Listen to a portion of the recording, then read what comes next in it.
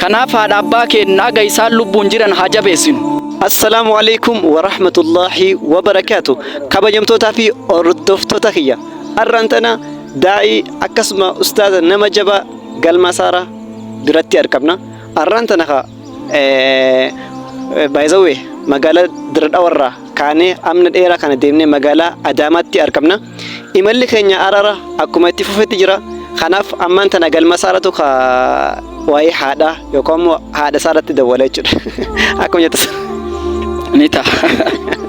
Kanaafi mee gosa bareedduu mi'ooytuu alawaa mi'ooytuu akka deema ustaaza keenya yookaan immoo galma saararraa wajjin haa fudhannuun isiniin jaa.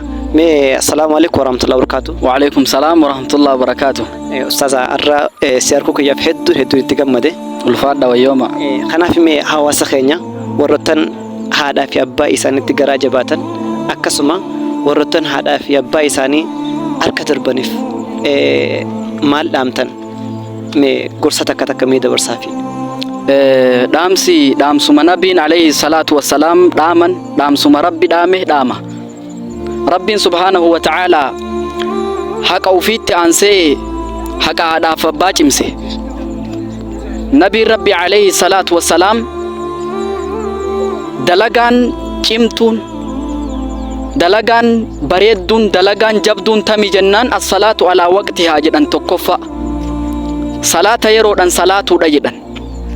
Eegasi maaltu itti aana jennaan haadha abbatti tola ooluu jedhan rasuulli alayhi salaatu wassalaam. Rabbi tawhiida duuban haadha abbaa dubbate. Rasuulli salaata duuban haadha abbaa dubbate.